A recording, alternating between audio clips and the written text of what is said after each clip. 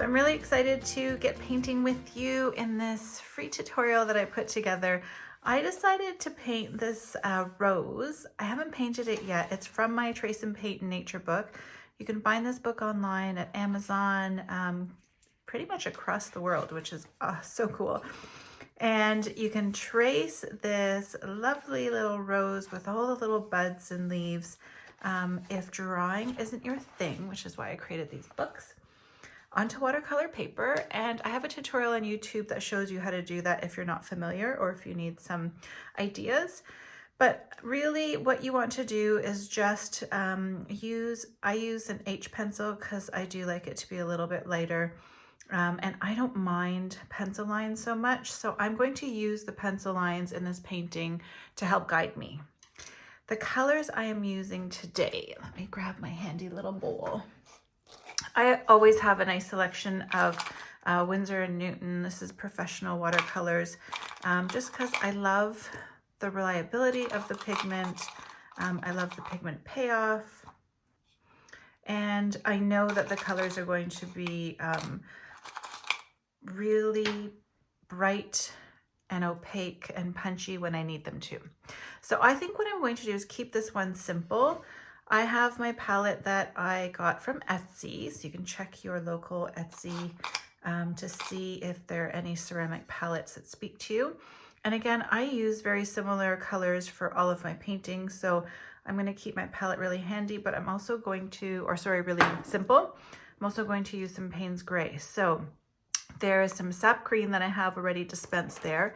I think I'll stick with permanent alizarin, and I may even add a little bit of yellow. So just a pea-size amount will do. And this is Winsor yellow that I like to use because I might tone down the alizarin crimson a little bit. I'm just gonna grab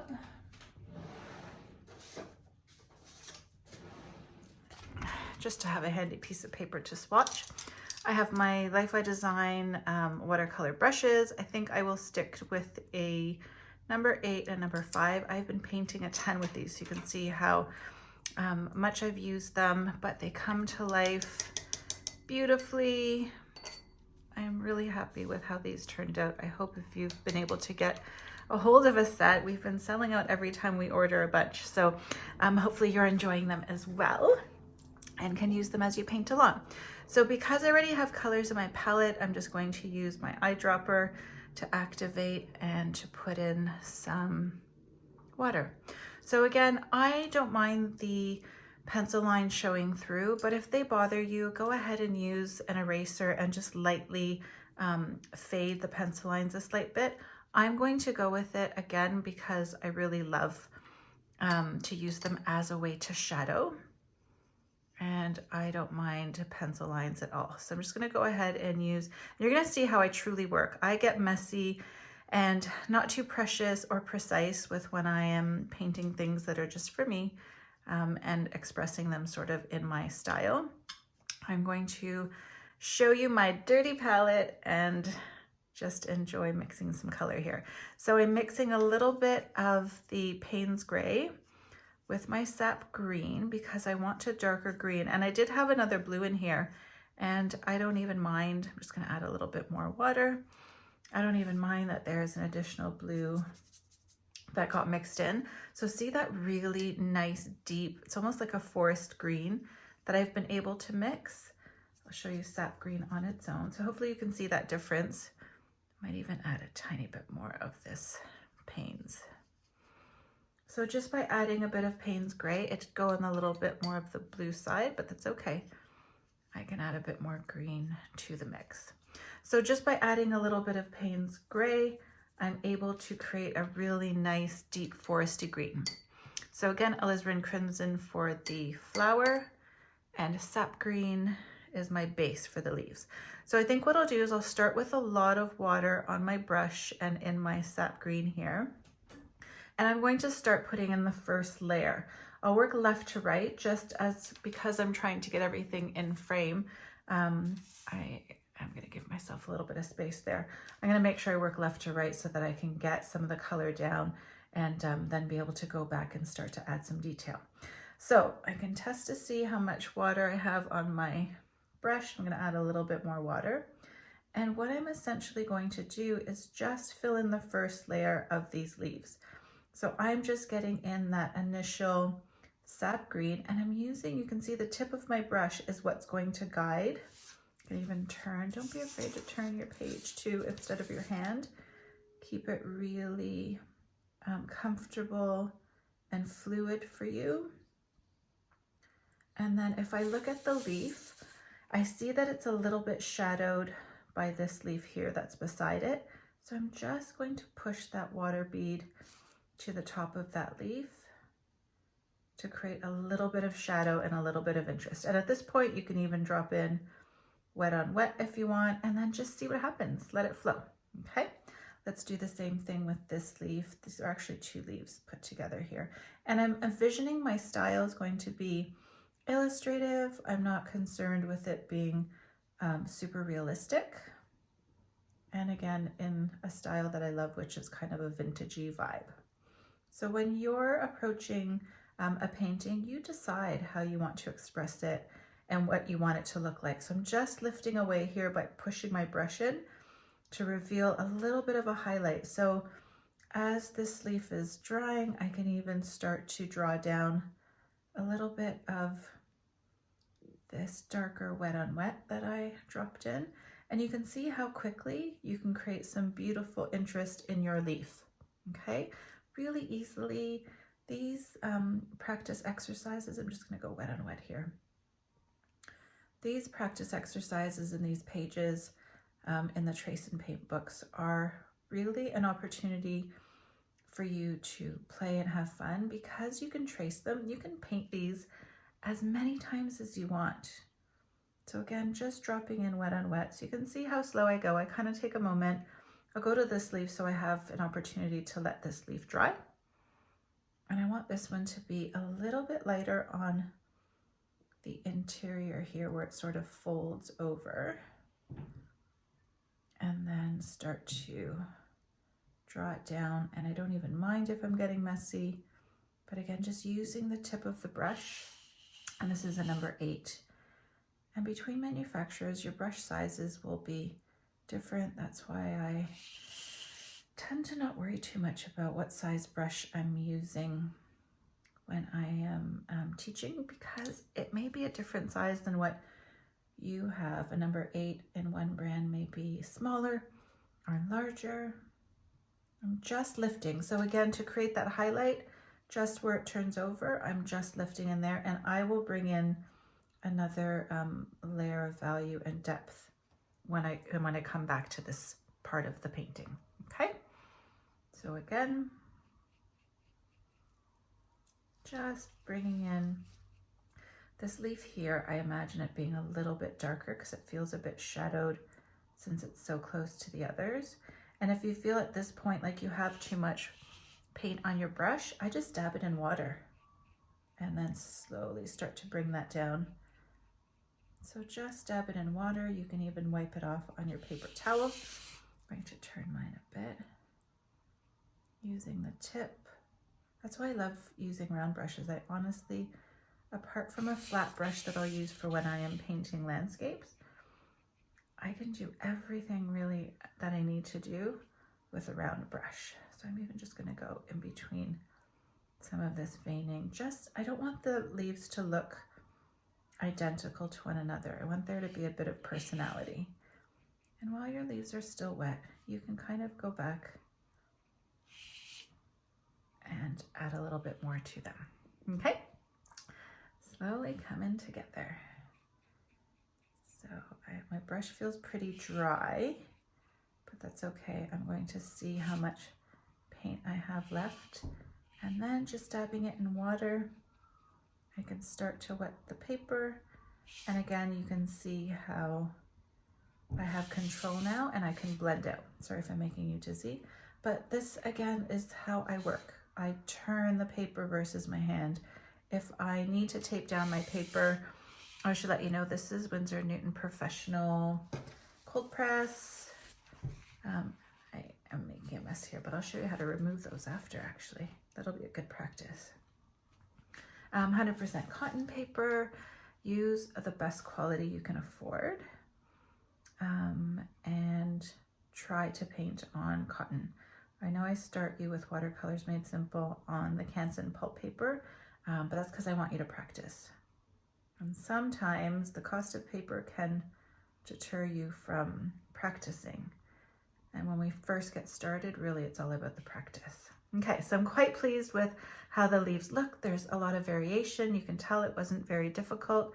I'm going to go in now, and since I'm working with the green, I'm just going to paint in these buds. And again, I'm not going to worry too much about how they look or if they're realistic at all, but what I do want to do is create some variation.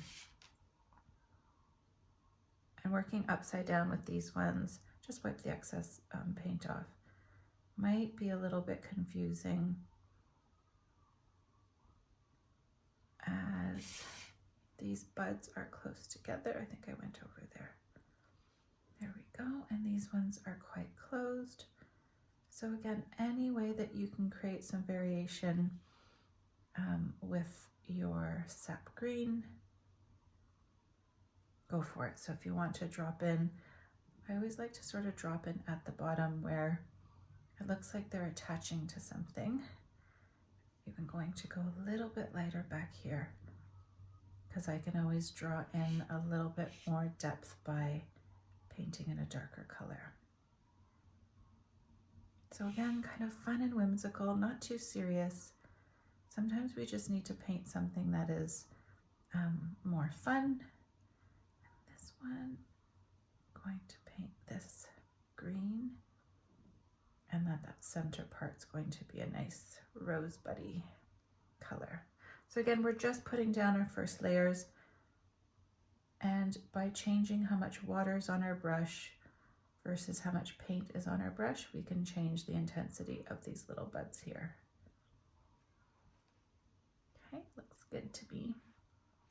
And then I'm thinking for, maybe we'll continue with all green. So as I go, I kind of make decisions for what colors things will be. If I wanted to add a little bit of yellow, I could at that point. I'm just gonna pop the leaves in here and see what they look like. Even down in here, there's a little leaf back here, which right now may look like it's out of place, but once we start to paint in our rose, it'll make a little bit more sense. So just following, and even in here we have some leaves that are kind of turning. So just putting in that base layer will allow us to go in darker to create some shadows. You can even see here. So you don't need a lot of color to, I almost want to paint this stem a little bit lighter, because if I choose to go in with a brown, I have the opportunity to. You don't need a lot of watercolors and like different colors. If you understand the basics of color theory, then you can mix pretty much any color you need, and also change the intensity of the color based on how much water, how little water you put in. Okay, I kind of feel like, again, maybe that will add a little bit of a reddish brown there. So I'm just going to go up here and maybe even, let's see what it looks like if we drop in a little bit of darker value there. So this is the Payne's Gray Sap Green mix. And then again, it starts to frame my rose. I'm even gonna go in here and add a little bit, just a little bit of extra depth. Starts to frame the rose because we can get a really nice idea of what that rose looks like. Might even change brushes and move to a number 5. Make sure my brush is nice and wet. I'm just dabbing a little bit off. So I like that these base of the buds are darker. So I'm going to go ahead and darken those. And even picking up a little bit more and working when I wet again. allows me to create some nice depth there. Okay, and it can be a little bit hard to see what's where at this point, but you decide what you want to send back or bring forward based on how dark you're painting. So in here, to create some definition, I'll just pick up again a little bit of that deep green. I'll even paint with it at the top of these buds while I have it on my brush. Wipe off my brush a tiny bit.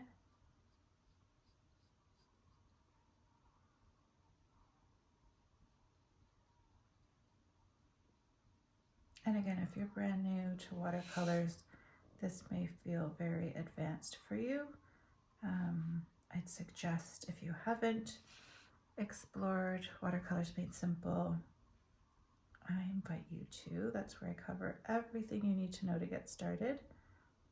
And in the advanced class, we do a little bit more of the style of painting. There we go. I'm going to turn it around just so I can get that little bit in there. Okay, so again, you don't need a lot of different colors in order to create some nice interest and deeper value. I'm just going to go in a little bit and with a damp brush, try to draw in a little bit more darker value. Just at the top here, I feel like these ones are a little bit too light.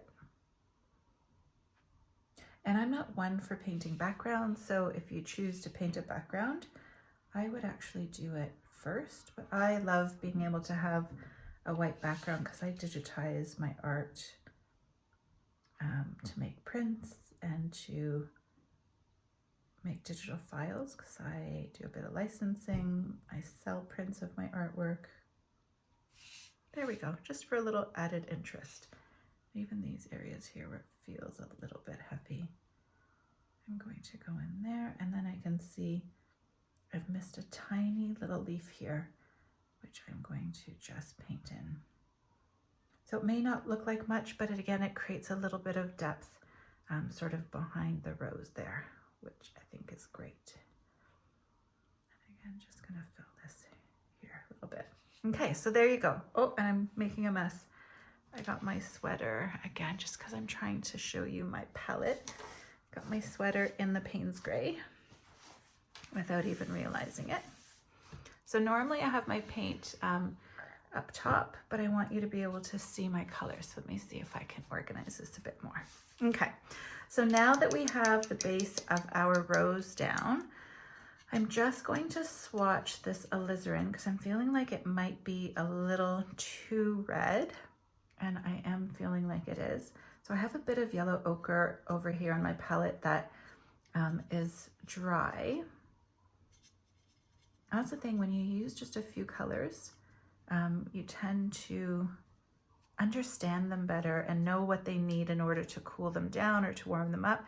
So I just warmed up that alizarin crimson a little bit because I felt like it was a bit too cool and a little bit too bright for what I'm imagining. And I'm quite enjoying the intensity now. I'm going to add a bit more water, and I'm getting messy getting into the yellow, and I don't mind. I may even pick up a little bit of that yellow and see what it looks like if I mix them together. I can get a really nice peachy tone, which I think will be great for the roses. So what I will do is add a little bit of this red. I'm going to try not to get my hand in the palette, just to a few of the buds. So here is a bud that's opening. I'm using my number 5, and I just dabbed in a little bit of that alizarin, and this is going to act as my first layer for that bud there. And I think even these need to be red. So again, I feel like I shouldn't have painted them green, but that's okay. We're gonna go with it and see if we can correct it a slight bit. I'm almost feeling like there's a bud back here that's hiding. Let's bring it in, and I'll just tap in some alizarin there. And I even like how it bled with the green there. So I'm not upset by that at all. So let's fill in another bud here. And then by doing the smaller buds, it's giving us a feel for what the colors look like together, the intensity of the colors as well, before we start painting in our rose, which I'm about to do in just one moment. So with these buds, the top part of the bud should actually be a little bit darker than the bottom. So I'm just going to pull up a little bit. Again, while your paint is still wet, you're in control. So this is a lot of alizarin on the tip of my brush, which will help me create a really nice, I'm almost going right into the paint without a lot of water. There we go. So again, this one I feel like the entire thing should be a bud, and that creates some nice variation. And maybe we'll even just pop in a little bit of red back here. So it doesn't have to be perfect. It doesn't have to be, again, without the wobbles and without the bleeds and the blends, because that's what makes something that is painted by hand unique and interesting. So please go with it. Don't put the pressure on yourself.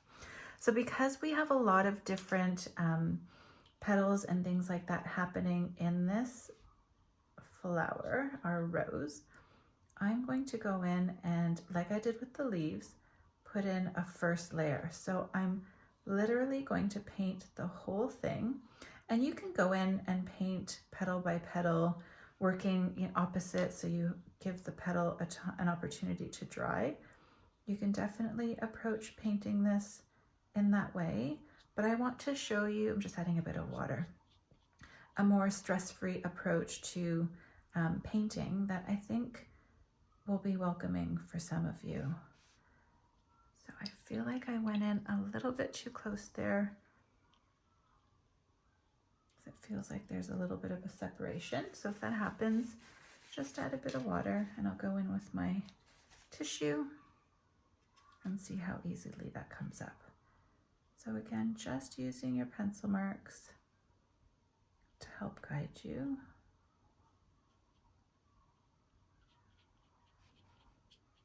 And of course, looking at the flower itself, these outer petals, I might even switch to a larger brush, can be a little bit lighter. So I'm just gonna go ahead and move that pigment around. And then with a dry brush, I can just lift away to automatically start to create some highlights.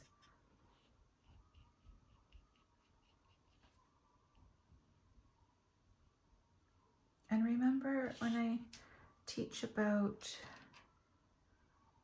watercolor, your piece will look a little bit ugly at some point, and that's okay, because it will come together as we start to bring in a little bit more value and interest with the details that we're going to be adding. So now I'm looking at my rose, and I can come back with a little bit of a wet brush and create again a little bit more interest. I don't mind if there's blooms.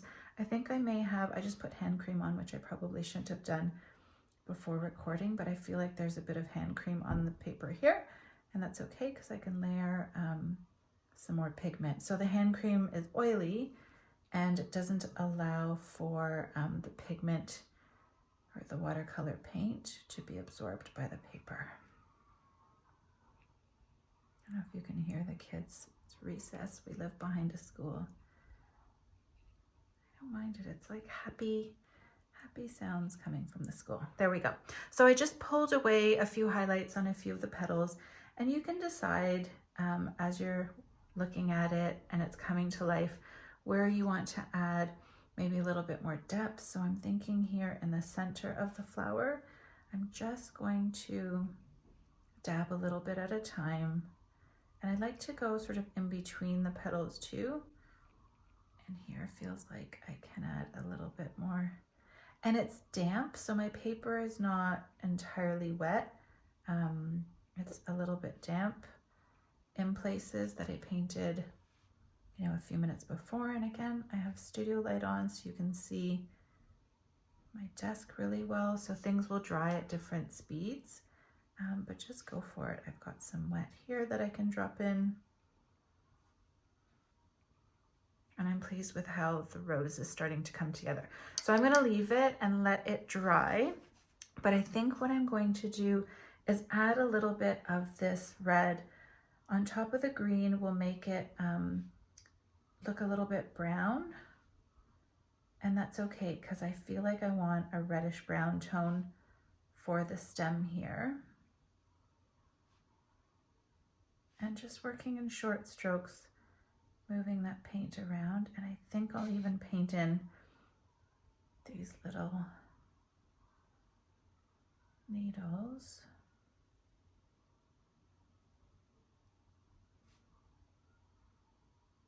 To add, again, another little bit of interest.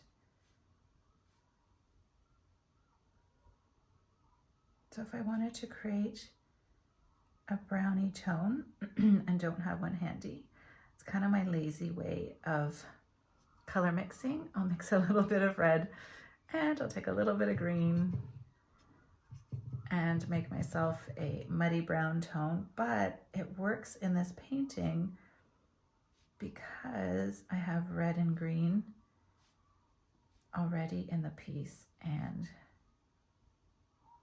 it will start to blend and come to life, which is pretty cool. So again, just going in, this is with my number 5. I can switch to a more detailed brush, but I'm not stressing. This is, again, my fun practice. I haven't painted this one. I wanted to see what it would look like and have it come to life, and to be able to take you on a painting session with me. So again, this is something that I would paint on my own,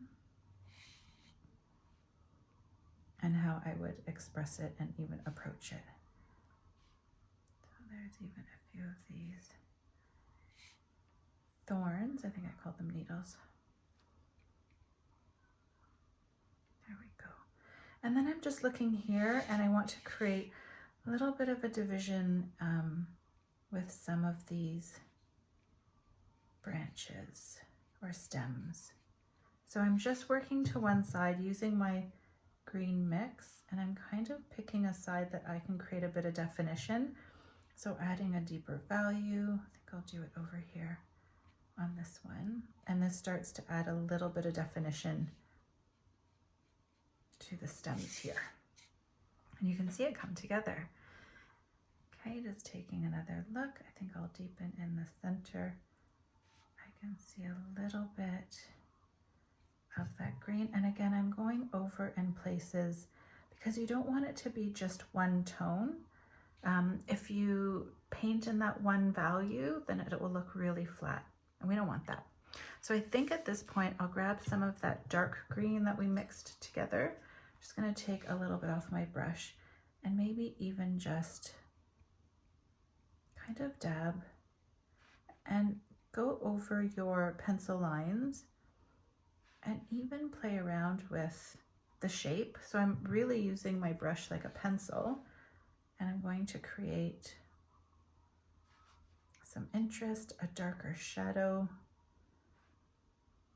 And I like how the ends are a little bit wispy, and adding that darker value will really bring the rest of the piece to life. Maybe just in here. I kind of like that this one's light. Now, having said that, I'm going to add just a little bit of that darker green. There we go. Okay, so again, just deciding how much interest you want to add. So here's where I made a tiny bit of a mess, and that's okay. I'm just going for it. And even in here. So just framing in a more illustrative and relaxed sort of approach. These ones can be a bit darker. Even the leaf in there. And if you wanted to paint in the veins at this point, you totally could. So by putting in our first layer, that gives us our lightest value, and then we can just go in and really bring this to life. I think I want this leaf to be a bit darker. And I can even extend it. If you feel like you want to change my drawing, do it. Take artistic liberties. So here I'm just adding a little bit more water to my brush. I think there's a fuzz from my sweater. There we go. And you can start painting in the veins, leaving a little bit of highlight to the tip there. I'm loving watching it come to life. I hope you are too. Here feels like it needs a little something. There we go. And even in here a slight bit. So I kind of go over my piece like this a couple of times. So I'll do, 2 or 3 layers of this approach until I feel like I have enough variation. So even around here, I'll go back now as my piece is starting to dry, because I like to work with more muted tones, more watered down watercolors. That's just my personal preference and style. But that means I have to go back just to make sure I have a nice variety of definition between my values. So let's go back down here to this green and make sure I have lots of water in my brush, testing out what the intensity looks like. So now just in here, I want that part of my leaves to stay light, but in order for that to happen, I just need to create a little bit of shadow there. And what I can do is I can create a little bit of a darker value kind of in between the pencil lines to easily create a nice bit of highlight and depth there. And again, this is a step that you can do very slowly and in layers and as much as you want. So I will probably only do 1 or 2 more layers while recording, so you can see what this looks like. But I'm kind of just going in between, a little bit heavier, in between my pencil lines, and even accentuating the pencil lines here. You can even add a little bit more veining if you like. And I just like to blend out a slight bit. So just using some water and my brush, I'm going to blend that out. I just want interest. I, again, don't want them to look hyper realistic. I really just don't want them to be flat either. So by adding this step where we're just putting in, maybe I'll even take it to the bottom here because I feel like this would be a bit shaded. Just wiped my brush off with some water. And at this point too, you could take this darker green mix that we mixed up. I feel like it might be more blue than green now. And again, test your mix. And while it's still wet, I can even blend it in a little bit, which again will give you a really nice interest. So anytime you can create a darker value, it'll just mean your piece will have more depth and volume to it. So I don't want to do too much to this guy. I'm going to let him dry for a little bit. I feel like this one, I'm going to put a bit more of the veins in. Okay, so sometimes I'll put the color down and then move it around with a clean brush. Again, I'm going to wet it, just dab it off on my paper towel. I feel like your swatch card and your paper towel are really important to your painting experience because it helps you stay in control with how much paint is on your brush as well as what your paint mix looks like. So always have a swatch card handy. So you can dab off your brush. Ooh, that looks good. I wanted these to be a little bit different. Even this guy here, I feel like might need something, but I love how this is just really, it looks like watercolor. It's just very loose. I'm letting the watercolor sort of bleed and be where it needs to. And just in here again, I want this part to be a little bit darker. I'm gonna pop in this blue. And it's almost going to frame this leaf here. There we go.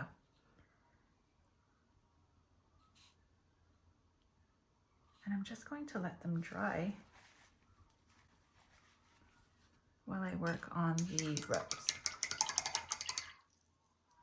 Okay, so making sure my brush is clean. My water isn't too bad, but if I need to freshen it up in clean water, I can, using the small brush again. I'm just going to mix up a little bit of a more intense version of the alizarin so we can go in now and paint in some more deeper value into the center of our flower. So I'm just using the pencil lines to give me a bit of definition. So I like to go in the center.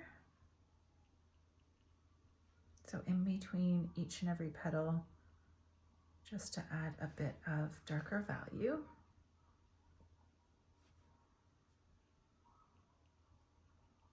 So that it doesn't look completely flat. Just going in here a little bit. And again, if you don't like these strong lines, I just washed my brush off a little bit. And while they're still damp, you can blend them. So I'm just going to blend them in and out a little bit.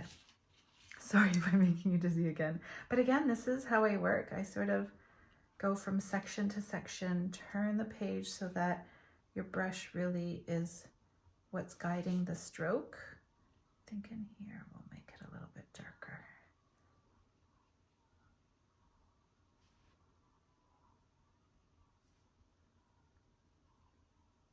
Just in between, so I'm going in between petals.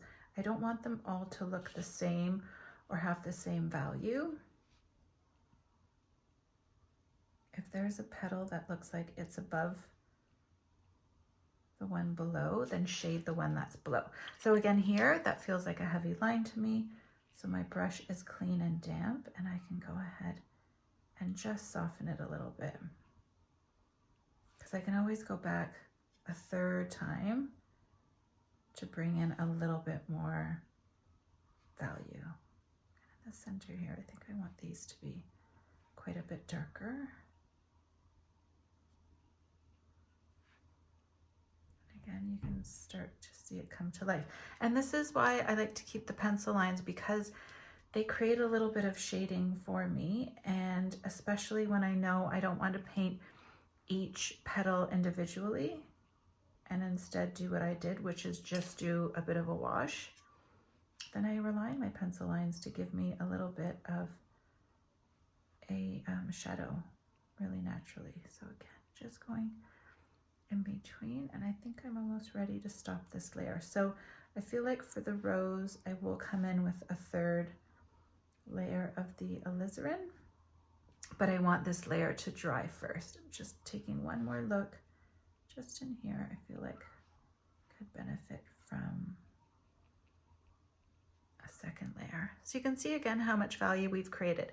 So at this point, while I let the rose start to dry a little bit more, I go back. Now, I was a little bit messier because I'm trying to record this fast without having to fast forward or to speed up the video for you so that it doesn't draw out to be 2 hours, but this would take me a good, I would say a good 2 hours if I were to do it a little bit more carefully, like if I was creating a more finished piece of work. But now I can kind of go in and see by just adding, again, another layer of that deeper value, it creates such a nice contrast and I'm just going underneath. So imagine areas that are a little bit shadowed. So I'm just going up the side here. I had a coffee, so maybe don't put on hand cream or have a coffee before you paint like I did. There we go. And you can see, so the spot that had a bit of cream, which I'm pretty sure had cream from my hand cream, it looks okay. I'm going to darken this one. It looks okay because we can just add a little bit more paint. So what I'm doing is just kind of going to one side to create a little bit of depth in this piece here, or sort of on the stem. And I'm just going to go into different areas again to create a little bit. I almost feel like I need a leaf there. I'm just going in to create another layer of value, a deeper value of the colors we're using. Again, just for some interest and to help break up the painting a little bit.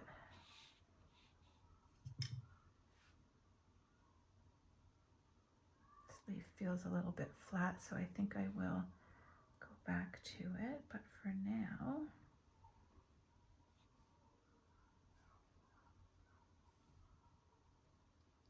so again, just adding a little bit of a deeper value. So I'm going to switch to my detail brush. So this is the number 1.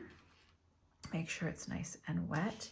And just in here, I am going to blend it around a little bit. So it got heavy, but remember, while your brush or while your paint is still wet, you are in control. Okay. So now I want to go in and just bring in yet another tiny bit of interest. So with my detail brush, and I'm not going in and painting every single vein, but I do want to create a little bit more depth and dimension. And not everyone. So it doesn't look so stagnant. I'm just doing a couple at a time, and I'm going to go into this one here and just kind of following, where is there a deeper value? Where did it dry? And just layering on top of that now mid-tone, because I've added this darker value here. Creates a little bit more shading and interest. So again, this is my Payne's Gray Sap Green mix. And I'm just going in between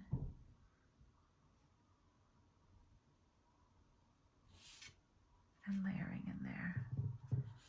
I love greenery. I could paint greenery all day long. I would never get tired of it. I know some of you love the florals, but I don't know, there's something about greenery that I love the color. I love that there's so many different ways that you can illustrate and bring dimensions so easily to this piece, or to green leaves and stems in general. Just going in there a bit. Okay, I actually quite like that. I think what I'll do is mix up a little bit more of this alizarin and maybe even this darker green. Because there's blue in that mix, it's kind of going purpley on me. I'm gonna go for it because I feel like just in here needs to be a bit thicker and darker. So again, look at your piece to see where it's flat.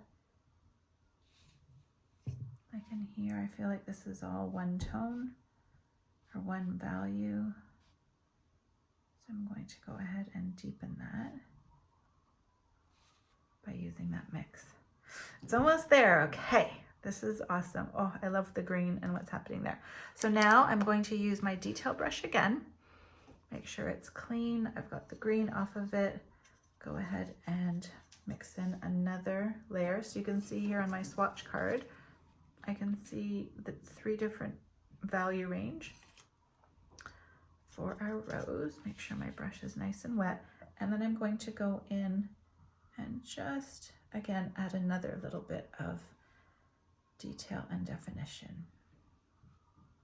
So again, going over areas that are already a darker value will just start to bring the eye in to create even more interest. Remember, the goal isn't to make it hyper realistic. We just want to illustrate the rose and have it be interesting. So I'm just going to go in here. School bell, if you heard a bell and wondering what that is. You're not going crazy, it's a school bell. Recess is over for the kids. There we go, just kind of creating interest, going into corners a little bit. Can even pop in here. And if you want at this point to bring in watercolor pencils, doing some line work in the rose would be really nice. If you wanted to do some dry brushing, go ahead and wipe off my brush. Still a bit wet, but you can do some dry brushing to add, again, a little bit of vein work. So dry brushing will be very detailed. And this piece, I don't have a ton of detail in it, so I'm just gonna blend it around for some texture. So in here, create some interest. I almost feel like this side needs a little something. So using just the tip of the brush, can blend that out, soften there. And then don't forget to hold up your piece as well. So I'm holding it at a distance. I kind of feel like it's almost ready. I just want this front leaf, since it's in the front, to have a little bit more personality. Because I feel like we are looking at it just in there. So again, holding it up, even squinting. Sometimes you see artists painting and they're squinting at their piece. What that helps to do is it flattens the piece a little bit, and you can actually see the value better, and you'll be able to determine if it needs a little bit more of a darker value to make it pop. So I'm going to hold it away from me, but I am almost ready to call it done, I think. So again, no fuss. I love how this is drying. So that's just pure alizarin pigment there. And I almost feel like these need just a little pop of red just at the base. Very subtle, but it'll help to bring that alizarin down a slight bit. So just a little bit. I have too much in my brush, and that's okay. And because I'm painting them now, your eye is being drawn there, but when everything dries, it'll just create harmony in your painting, and the viewer won't even notice it necessarily, but will see that the piece is balanced. Just because I painted this a little bit messier, just gonna go over it, and then just in here a slight bit as well. Okay, I think I'm done. I'm gonna hold it away from me. Okay, so these two areas here will drive me crazy if I leave them. So I'm gonna grab a fresh tissue. I have a box always. I have a clean jar of water. I'm going to make sure that my brush is nice and clean. I'm going to dab. So I'm just waking up these watercolor splotches that I got with my hand, and I'm going to slowly lift off the paint. So again, if you're working with cotton paper, this will be easier to do. So basically you're just saturating that top layer, waking up the green that got on from I think it dripped on early on, I noticed it. And just lightly scrubbing, and then clean tissue to lift off. I'll do one more. but at least it softens it so it isn't completely distracting, which is nice. And then when your piece is finished, you can, or dry, completely dry, you can go ahead and use a pencil to erase some of the pencil lines if you choose, or you can leave them, totally up to you. But see, these Winsor Newton paints are really nicely pigmented, and some colors will lift better than others, but that's better than what it was, that's for sure. Okay, so there you go. So there is our painted version. It is from Trace and Paint Nature. I'm going to flip to it one more time so you can see it, and let me know if you painted this and what you think. There we go. So that's our pencil drawing, and here is our finished piece. I may even go back and add a little bit more detail to it once it's completely dry and I have a chance to sit with it, but that's how I would approach painting something that has a little bit more definition and interest without being stressed about it being perfect or adding so much detail. I just want you to have fun painting and really enjoy the process of it and see how you can use very few colors to bring a piece to life like we did here. Thanks so much for watching, and let me know if you enjoyed this and if you painted it along with me.